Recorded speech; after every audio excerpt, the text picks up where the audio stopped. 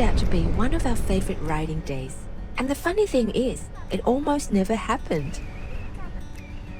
Originally, we were going to ride straight from Hà Tĩnh to Quảng Bình, but a few days earlier, Daniel looked at the route again and said, "You know what? I don't think we should do it all in one day. Let's break it up and enjoy the ride instead." It turned out to be one of the best decisions we made. Okay, we're leaving Hà Tĩnh. By now, we'd settled into a rhythm. Breakfast, pack the bike, double-check everything, then head off to wherever the next story was waiting. When we first started planning this trip back in Australia, we thought 150 or even 200 kilometers in a day sounded quite reasonable. What we didn't know then was how different it feels once you're actually riding through Vietnam. On paper, 150 kilometers doesn't sound like much, but after a few weeks of riding here, you realize it's never just about the distance. You've got the heat, traffic, road conditions, stopping to film, coffee breaks, and apparently stopping every time Daniel sees an animal. Đẹp chưa?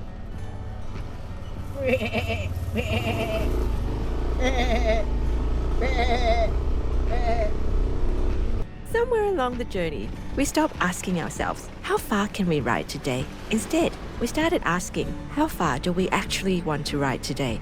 They're two very different questions.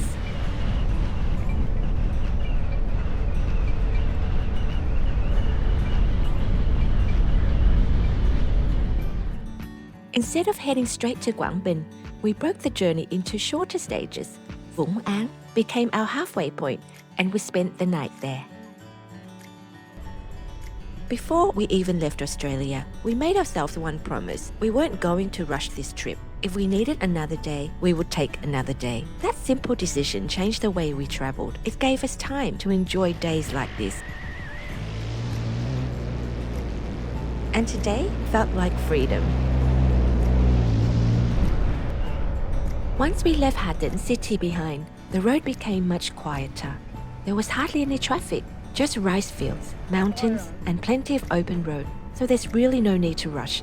This is the kind of riding we really enjoy. Ahead of us was another couple traveling on a motorbike. They were fairly easy to remember because they had this enormous suitcase strapped to the back. A little later, we saw them stop beside the road. Daniel slowed down to make sure they were okay. After a while, they caught up with us. Gọi là anh chị đi phượt đấy à? Em đi vào Quảng Nam rồi à? Dạ em thế đủ rồi. Anh chị mời cơm chưa? Hả? Anh chị mời cơm cho để đi ăn cơm luôn. Không, anh đi ăn rồi, ăn ở khách sạn rồi.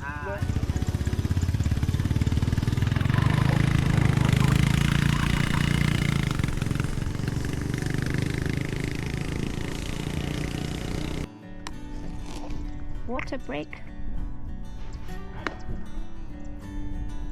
So we about 10 minutes away from Vũng Áng, coastal area. And we are now in Kỳ Anh, which is one of the districts within near Vũng Áng. Yep.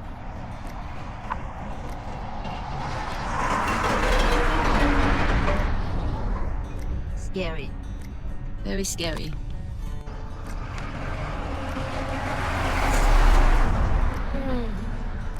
They're so close to you, but they keep moving. That one squid today.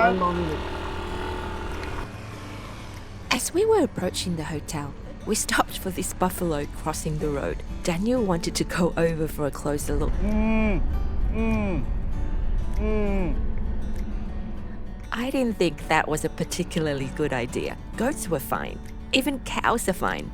The buffalo was definitely not. Look at the size of those horns.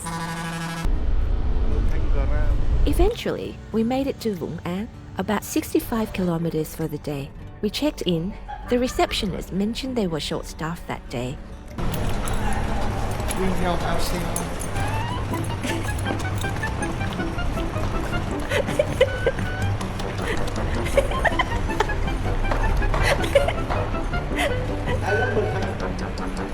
It's all right. for one night. $53.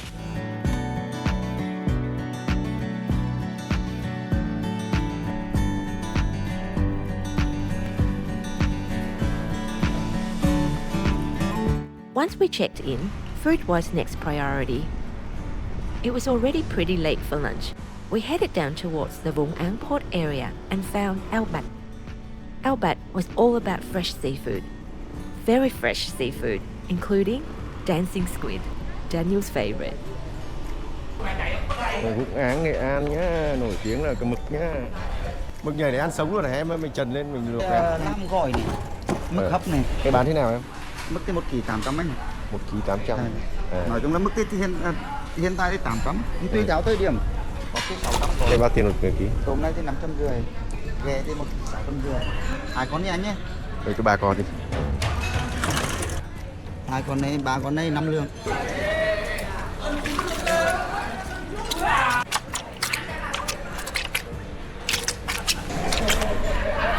Wow, bọn em đi bắt à, đánh lưới hay là câu? Nhà mà thuyền họ làm ở ngoài biển á.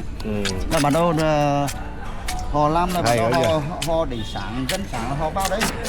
Họ vào đấy họ nhập cho mình. Cái này về lấy nhằm hấp gà nhá, cô ăn sống. Hấp Mức hấp hết anh nhá. Để...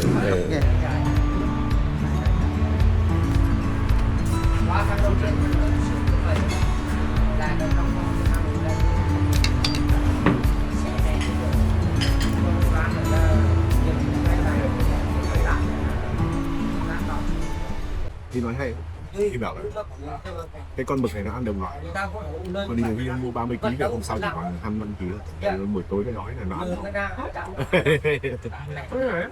Yeah, khi cái này nuôi đấy không đâu được hôm ngày hôm trước hôm sau phải bán, không là cái con to là nó ăn nuốt con bé. So interesting. After lunch, we weren't ready to head back to the hotel yet. Kỳ Ninh Beach wasn't far away, so we thought we'd go and have a look. Honestly, this was probably the nicest beach we'd seen on the trip so far. Really wide, beautiful clear water. It was absolutely gorgeous. It was getting later in the afternoon, so all the locals were starting to come out. Families with their kids, groups of young people hanging out with friends. It had such a nice feel to it.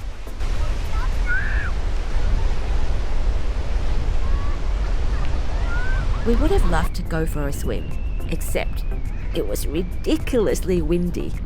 We didn't swim, but we stayed for a while. It was too nice to leave straight away. Eventually, we headed back to the hotel. For somewhere that wasn't even on our original itinerary, Vũng Áng was turning out pretty well. I thought that was it for the day. Then at around 10 o'clock, Daniel got hungry. So much for an early night. Back out we went.